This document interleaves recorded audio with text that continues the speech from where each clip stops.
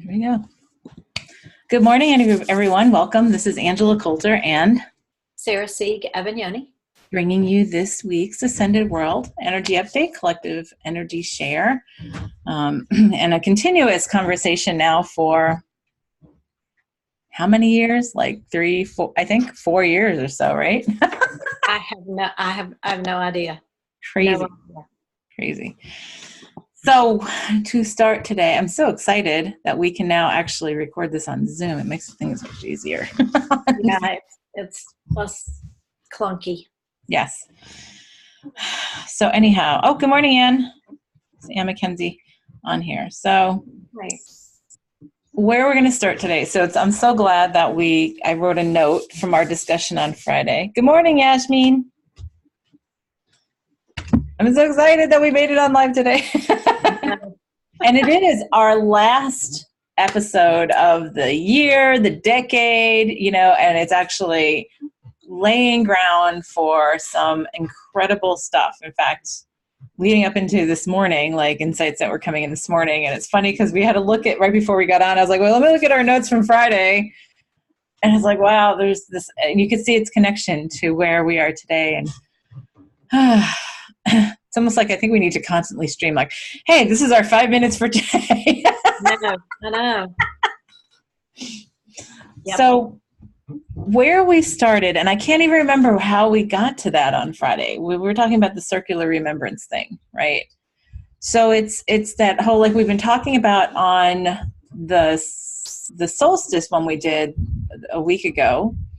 We talked about the creating into the unknown, right?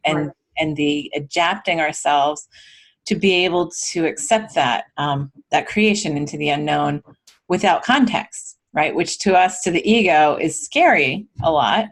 Right. So that's the shifting that we worked on then, and that we've been working on collectively and individually. And so how did we come to this circular remembrance thing? So I wrote down circular remembrance, and I remember we were talking about it, and it makes me think about, we were talking about the movie Arrival, right? Yes. And right. That I still, even though it's not free right now, I'm really tempted to go and rent it because I think I need to watch it for the 300th time. I almost did it on Friday and chose not to. But, there are things that keep on coming up, and I'm trying to remember how we got to this, because I remember having a discussion. I'm finally starting to write my book. I was working on like the voice to use and who to write to, and the person that I'm working with on this, or the group, or whatever you want to call it, the academy, was like, well, when you ask that, like, well, talk to yourself. If you have like the first person to talk to is yourself when you were still blocked, right? Right. And when I heard that, I was like, oh. Anne said they rented Yes Man and watched it twice, which is another fabulous book about creation, right? A movie. Anyway, so I was looking at that, and I was looking at talking to myself. Okay, so before I had what I call my Grand Awakening, which was it was like 10 years ago, the week of Thanksgiving, which is interesting that it was just like a decade, and then all of a sudden this all comes up, and then I was like listening to the voice, like remembering the voice that I was listening to in the beginning of all this, and I kept on asking, well, who is this? And I kept on getting, this is you. Right. It's the you now talking to the you then. Right. And so we do have we get stuck in that whole time thing as linear, when that's what I loved about Arrival so much, is it took the linearity out of our construction of time and looked at it from this much more holistic standpoint. So even where we are in that linear point, this gets out there really quick, but you got to take the mind out of it and think it from the heart, right? Which is right. Outside of space and time, this is all simultaneous, right? So what I tell myself in 50 years, 50 years from now, or 3 lifetimes from now, or 3 lifetimes behind, or whatever you want to call it, linearly, it doesn't matter. It's all in the same moment, right? So part of our creating in in the unknown and without context is sometimes depending on what we consider our future self, a part of ourself that already has that remembrance, to connect in. It's sort of like channeling ourselves. Right. Which, that's what guidance to me, that's what guidance is. Well, it really is, right? Because the higher self has the whole thing. Yeah. Yeah. So like all we're doing is we're sort of loosening our grip on the definition of time and how we have to create, right? Well, along with incorporating in the remembrance that we are everything. Yes. That you're me and I'm you and the person down the street and next door and my dog and the tree and so of course the guidance is from us. Yeah. And it came to mind when we were talking, and I still can't remember what prompted us to get to this. But there was that moment in the movie in Arrival where she is talking to that. I'm sorry if I put in spoilers to somebody who hasn't watched it. And if you haven't, it doesn't matter. Still watch the movie. It's totally worth it. Right.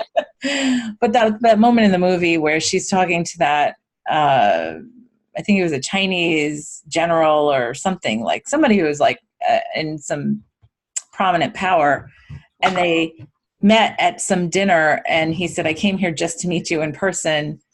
And he's like, you're the one who single-handedly stopped me from doing this back then. And she goes, so we spoke.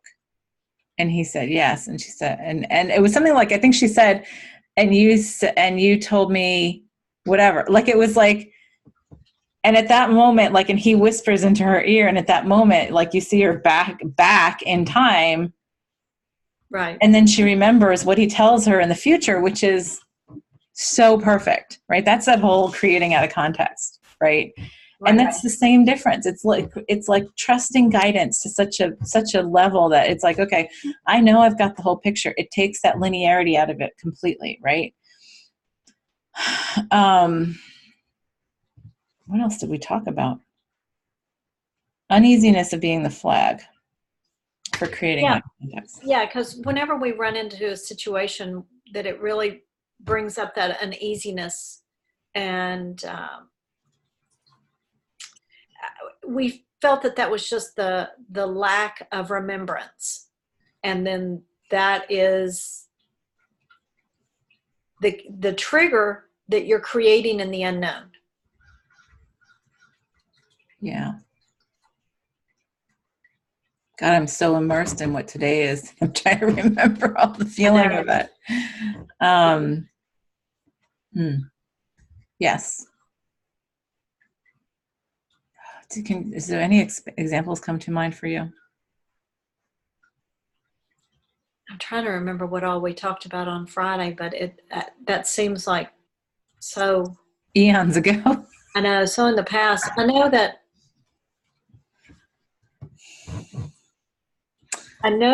fed into what we talked about on Sunday, and I don't know if you want to bring that in, but it certainly filled the gaps for me from the perspective of I focus on that creation, whether I remember it or not, and everything that needs to happen between here and there, whether it's linear, circular, spiral, whatever you want to call it, whatever direction you want to give it, the universe fills in. Right. And I've already been there. I already know this, and I've already created this. Right. Right. I'm feeling into the uneasiness of being the flag, and I know what it means. I'm trying to remember where the feeling of it came from. Because it was before yesterday. It was before that whole experience I had in Dream World, right? Right. And it was, let me go to that, because maybe that'll get us back around to it. I think it will. Okay. So I've been having I don't know about everybody else, I have been having such intense experiences in sleep world. And I don't even call it dreamland anymore, because I don't think of, like, it's not after what did we talk about last week, is that holographic living of in between, right? Like dimensions, parts of our consciousness or whatever. It's almost like that dream state is like an in between that we create that gateway of connection, and it's for us to choose to remember or not, but we have at some level have that connection and remembrance. So anyway, Saturday night was I went with this group of people, and we were going to this little remote town to this, like they wanted to, particularly somebody I haven't spoken to in a long time in this part of consciousness, wanted to go to this seer. And I thought, okay, that was supposed to be really famous and everything else. And I was like, okay, so we go and we get there, and the seer comes out, and it's this woman who's a very dear friend of mine who has been with me through all of pretty much my whole experience over the past decade. And I was surprised to see her. And she just sort of looked at me and she smirked and she put her finger to her lips like, shh, right? Like we had some kind of secret. And I was like, okay. So she takes my friend in. And my friend had this big scrapbook that she had brought. And the scrapbook had all these little bubbles that had little pieces of her life that were in it. And I had just opened the book, and I was looking at it. And as I looked at it, everything started to fall apart. Like the bubbles broke, things popped together. And I was like, I didn't even touch the book. And I was like, oh my God, she's going to be so mad at me, because this was obviously like a well-kept scrapbook. And she comes out and she was like, oh my God, what happened? Like, and she was sort of puzzled at apparently what my friend had said to her. But then she came out and then she's like, oh my God, what did you do? And I was like, I didn't even touch it, right? I didn't even touch it. I just looked at it. And then and in sharing that with Sarah, I was thinking, wow, that was it seemed like a lot like what I was experiencing all through, like up to Christmas Eve, where I felt like everything around me was just like collapsing. I wasn't even touching it. And yet stuff was like, just like breaking and whatever. And I was like, well, this is such a weird and uneasy feeling. Right. And then we got to this place of being, it's like, well, we got to a place of realizing that probably the next phase of what we consider healing, right, is how did we word it? It's really helping everyone, helping ourselves, really, first and foremost, to let everything collapse. Right. It's that angel of destruction energy. Yes, but it's like in a different like energy than like what we've thought of it before, like it seems so, and it's easy now. It's almost like every time like I've seen that, it's like it's the ego that goes, oh my God, I made this wrong, right? Or I did this wrong, or I created this wrong, or I screwed this up, right? But when we and as somebody who works as, a healing facilitator, I don't even call it a healer, but as a healing facilitator, right? Or whatever you want to call it, who watch this and listen to this are, if something happens that is unintended, right, from say a session or as a follow-up, then we feel like we screwed something up. Often many think I screwed something up, or the person thinks, oh, what did you do to me? Right. Right. I've had people say to me in the past, like, what did you do? Because everything fell apart. And I'm like, well, it's really not what I did. It's what we did. And what you chose to do is what you wanted. And it always makes me think of the genie, right? Be careful what you wish for. Right. Right. Can't put it back in the bottle. But when we want to create something, and as we do this in a much more authentic, pure way, then anything that is not pure and authentic to who we are will begin to topple and crumble. Right. And, this does follow on with last week when we talked about not fixing things. I think that was last week, where you put your energy into creating out of the unknown versus fixing what you can see, hear, feel, touch. Right. So if you apply that, if you just focus on what you're creating, or the idea of creating out of that unknown, then those things crumble in between. Right. Right. Because a lot of times we put one Band-Aid on top of another, on top of another, on top of another, until we get to the point where we realize, well, we feel so suffocated by the Band-Aids that we don't feel like we can move. It's like, oh, I have to do this, but I have to do this way. I have to do this with this person, or I have to do this in this place or in this manner. And those are all Band-Aids that we've put on to say, no, I want to control this creation here. I want to go this way. And this is pleasant enough. This is good enough. This makes me happy enough. Right. And this is what people expect out of me. And this is what people expect out of, quote, healing. Right. And so, and even like in our lives, when we change stuff, there's like this, like that moment of, oh, well, like, and I can't tell you how many conversations I've had where I've been guided to say, oh, that's part of the flag, where I've been guided to be the conduit that caused them to have to create in the unknown, because I brought to the surface in conversation something that they didn't even want to look at because that was precious. The ego pushed back behind. Right. Right. And then the first thing they want to do is get mad, upset with me. How can you say that? And whatever. It's like, but I'm just sharing, like, what about this possibility? Right. Right. You know, from the early stages of what I call my grand awakening 10 years ago, like I've gone through so much of that, from the higher self, of how to move forward continuously and with fluidity without holding on to anything from the moment before. And I think that's so critical right now. Yeah. And it is a process, because we have so much ingrained in us, right, as to the kind of person you're supposed to be, or, oh, I was this 5 minutes ago, so I should be this now because that's what people expect me to be, right? And that's what I've become comfortable with.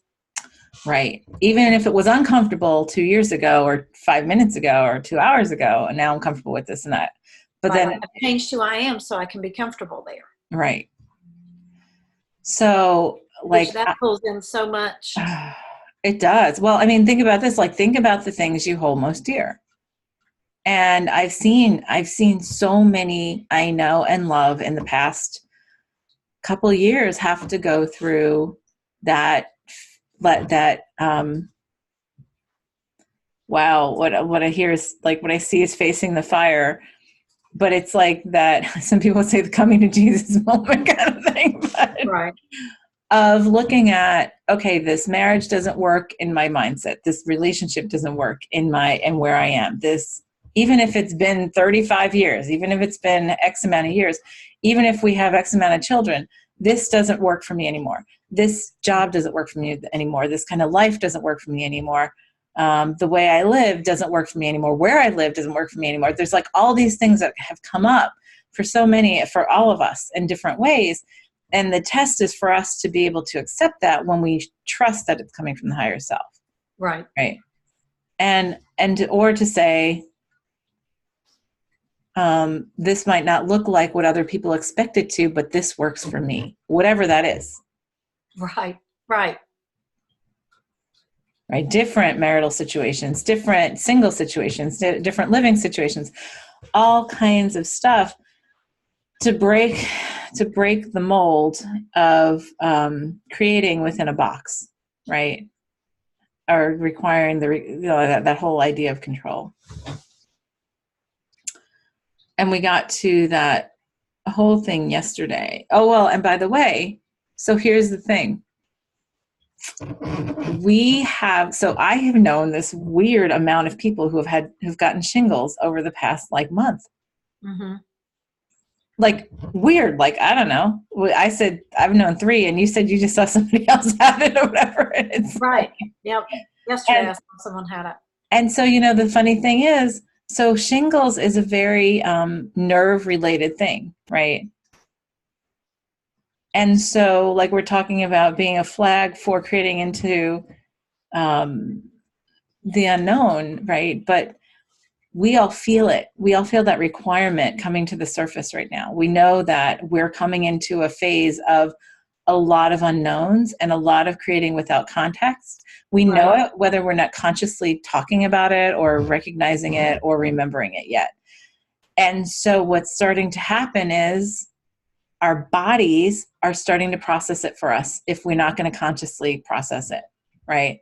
Right. And so what happens is if we have fears about it, creating in the unknown, if we, yeah, it's just, I can just feel that collectively. There's the collective part of this, like, because I can feel that.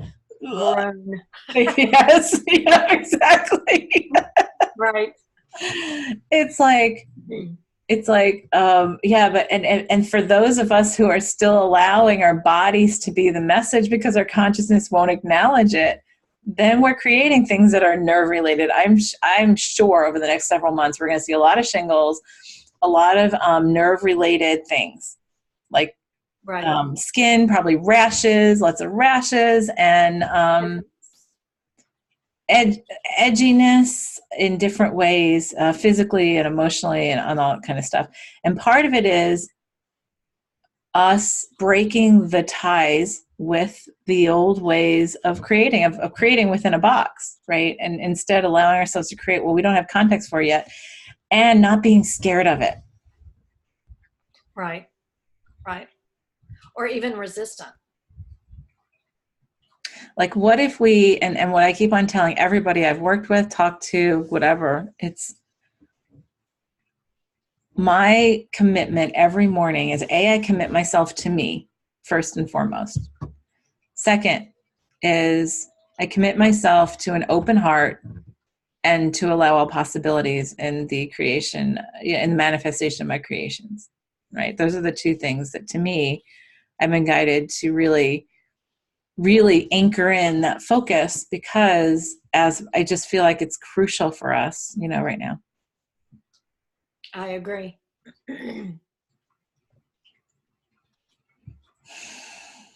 So did we get around to the uneasiness as the flag? Yeah, I think that was what that whole... I think we did. Uneasy as being the flag for creating. Oh, that was it. I just remembered. No, we didn't. Our feeling of uneasiness is the flag that is showing us where we are to start creating out of context. That was what we were talking about. Okay. Remember of like we were talking about the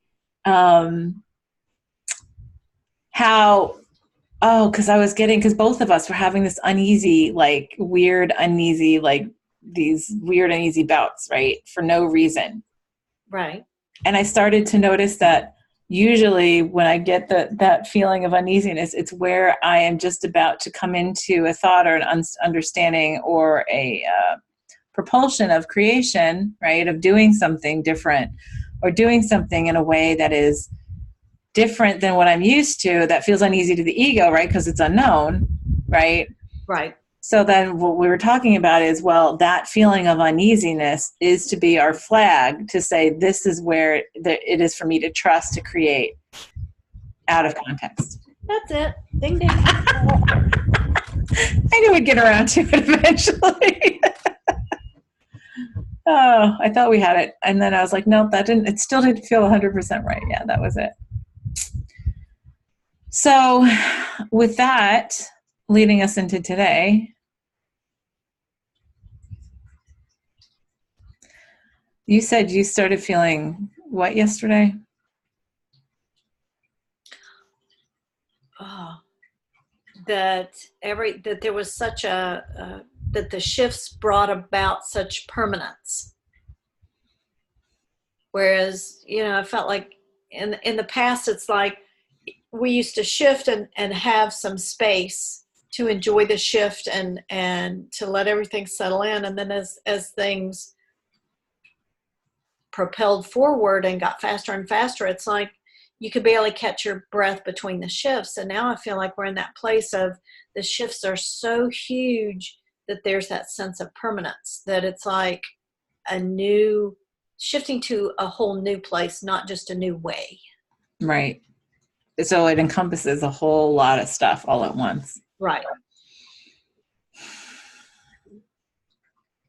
And for me yesterday, the shift was so much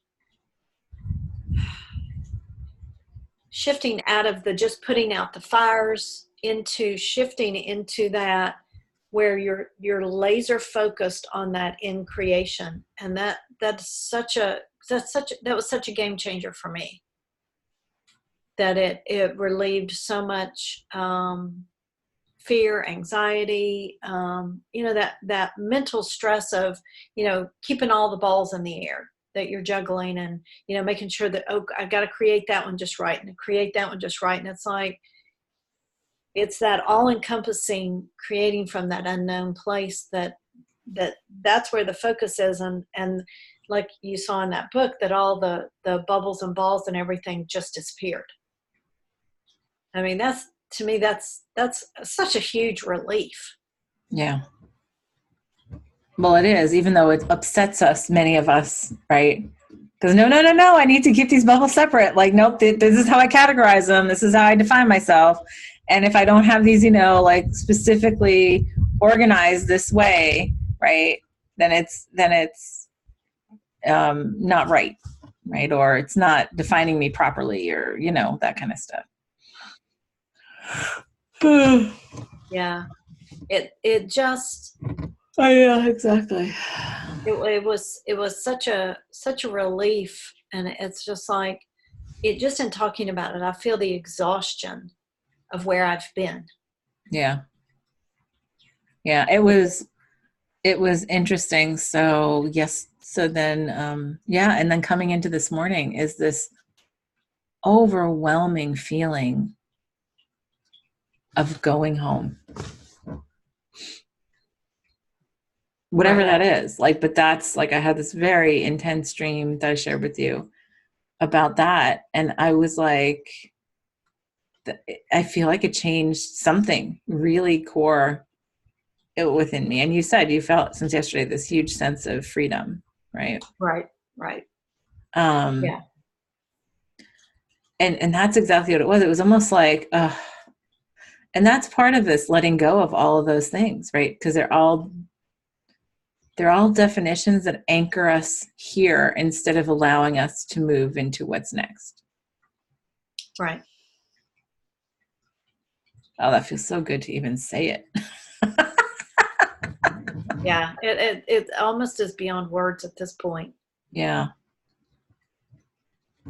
Yeah, and that's been the hard thing to pull my back in to focus on this, because I was like, oh no, I'm free of all that now. Like I was so yesterday. I was so 5 minutes ago. And it is every step of this way, as scary to the ego as it might be, as we shift into new things, right?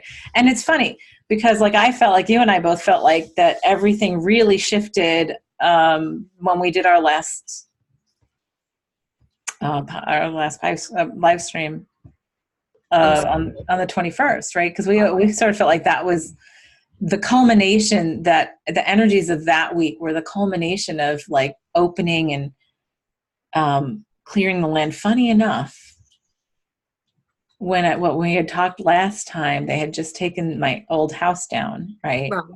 And yesterday, funny enough to be saying that, is that yesterday we drove by and they had taken away all the debris, and all there is now is flat land, like unlimited potential. Like, that's all I could look at it as, is look at that. The trees and everything. Yes, it's all just clear. I mean, there's some trees on the end, on the side where they're probably leaving for a buffer, but it was just flattened land, and I was like, endless potential. That's all I could see it as, which was really interesting. And that's how I sort of feel like it's been over this past week. And it's been us like tying up all this other stuff, right? And it's interesting that it falls, of course, because our energy is focused on a new year and changing years and whatever, changing decades, changing whatever. But it's really this culmination energetically that we have chosen to embody in this space and time,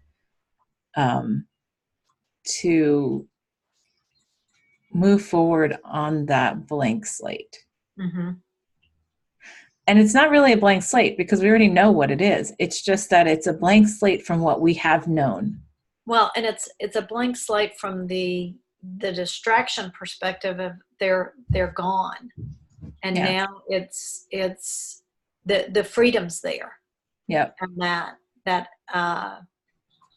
infinite potential, like you said, is all that's left. Yeah. It's like, well, so what are you going to put here now? Like, Right. what are we going to create now?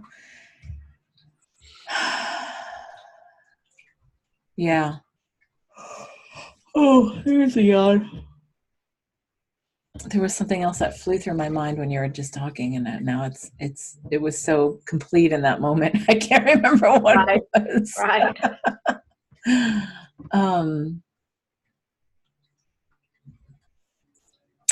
Oh, part of the flagging with the uneasiness, I remember us talking about this, and this all ties in, was, trying to putting the attention to creating, like, what my intention is to create this upcoming calendar year, right? Right. And all I could think of, like, and usually it's like bing, bing, bing, bing, right? And all I could get was this strange uneasiness. Yeah. It wasn't a fear-based, it was just this uneasiness, right? And then it was like, well, okay. And I kept on getting things like, oh, this and this, do this and do this trip and this creation. And every time I tried to look at it, it would feel uneasy. And that's when I was like, oh, well, that's our creation. That's when I got that's our creation out of context, right? Right. That's creating from this blank slate. And it's like, okay, well, I can't use the past, which is what we do in our minds with the ego. I can't use the past of creation saying, well, things would logically have to line up this way for it to happen, right? I can just say, like, that's gone, right? So the house is gone, the land is cleared. Right. So now how do you want to create that? Like, how am I going to, how that's going to happen is for me to trust my higher self, which I did before, but this is like to such a completely new level, right? Because it's almost like, well, yeah, you're doing this on the assumption, or say, all right, I'm planting this tree on the assumption that, it still needs, sunlight to grow. It still needs water and still needs this kind of dirt, when it might need, to grow in diamonds or crystals, or it needs to be in a cave and in this kind of latitude. Like you don't even know, or in another dimension. It's just like, this is the stuff that's just starting to change so dramatically. And I feel like this is going to be a phenomenal experience for all of us coming up, in terms of how things are going to suddenly seem to shake out completely differently. I think that there's, like, I can sort of, like, in looking in that energy, it's like, what? Look at how quantum physics has started to change so dramatically and explain, quote unquote, so much, right, over the past couple of years, especially the last year. And I think that's going to be an exponential thing, because we're going to start seeing things differently, just experiencing. And explaining them differently. And what? And explaining them differently. Yes. Well, not even needing to explain them, just experiencing them differently, right? Right. And sharing and communicating completely differently. Yeah. Yeah, I can feel that. So for us to work on today is what? Being able to do. There's so much. I guess it's more of that anchoring in of creating out of that, the unknown, and using the uneasiness as the signal to, this is where I need to begin that creation. Right. And start to utilize the things that we have deemed limiting by the ego, right, as simply messages. Right. Right. I mean, I would say it's also to redefine the unknown, because there's nothing that's really unknown. It's just unremembered. Right. Yeah. Yep. So, and when we say that, when I say unremembered, that actually feels a whole lot easier than the unknown, right? To say, oh, I just haven't remembered it yet. I haven't remembered where I put my car keys. Right. But I know they're here, so I know I'll get to it, like, okay. Right. So if we take that energy and we apply that into what's coming, what we're creating now, it's a completely different, oh, well, yeah, I know it's there. It's just let it come to manifest, right? Right. That feels a lot easier than saying, oh, it's unknown, right? I know it's like, that's because the mind thinks it's of a definition. So changing the definition of unknown, what unknown is, right, to unremembered. Using the uneasiness of the ego to see that that's where it points us, and creating in that way, and to allow ourselves to open our heart, to allow all possibility, to allow ourselves to give us the space to remember even out of context, and to trust that even if we don't have context for it in the moment. Like, this is really funny. I just thought of something else. So last night, my one of my daughter's cats is pretty skittish, and so he's adorable and whatever, and he loves coming to, like, he's very to himself in many ways, but when we're eating at the table, like, he always comes because he's like, hey, what you got? And he does this cutest thing where he gets up on his hind legs and he just puts his little paws on the edge of the table and peeks up like, what are you doing? Right? Which is like so precious. You can't even get mad at him, right? Just like, get down, Nico. But he has never, ever jumped up on the table, like during a meal, right? So we're doing Sunday meal, which is what we do together. And he was upstairs with my daughter, and we were eating, and he did that, and in like a second he jumps up onto the table in between Brianna and me. And the funny thing is, both of us are looking at him because he has never done that. It was so out of context for him that she and I couldn't even respond to it because we literally were just looking at him, like, trying to process what we were seeing, because he's never done it before. And by the time we could process it, he just jumped off the table like, oh, maybe this is a good idea, and just jumped up. Probably just felt that quizzical look that we're just looking like, what are you doing? But look at how simple that was. And that was an everyday thing, right? Of having no context for something that the brain couldn't even like define what was going on because it had never happened before, right? Right. And it was out of context with the character of the cat, the personality of what he ever does, like that kind of stuff. Now, it was when the other cats had been like, okay, whatever, like, get off the table. But it was just so funny that we just both froze because we're like, I don't know what to do. Like, this is weird because this has never happened. So it's a perfect example of stuff that's going to start happening, right? And instead of getting all like shut down and uncomfortable, right? The thing is to sit back and observe it and say, so let me see this fully, and set the intention, having the open heart to allow a possibility, but also to to not necessarily see, understand things fully as they are happening, like without needing that context. Right. Beforehand. So all that in a nice little bow. Right.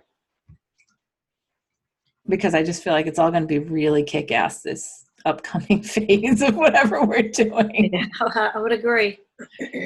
So it can kick your ass or it can be kick-ass. That's our choice. So let's go and set all that up, shall we? Yep. All right.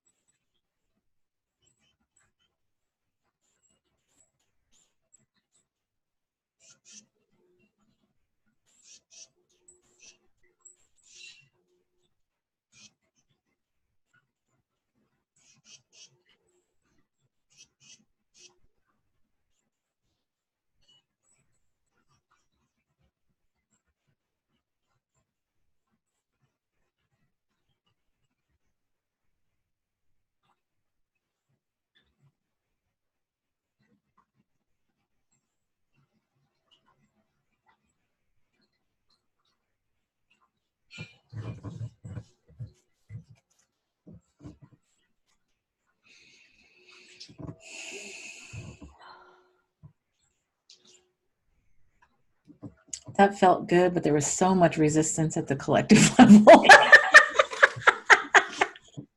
Yeah. Like almost took my breath away at the beginning, like what? And there was all this like, no, like, no, here's like, no, we have to do it this way. No, it has, and there was like, nope.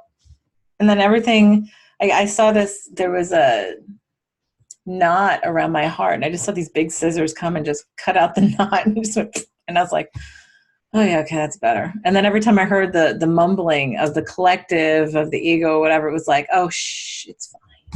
Yeah. I kept feeling like I was on the spin cycle in the washing machine. Yeah.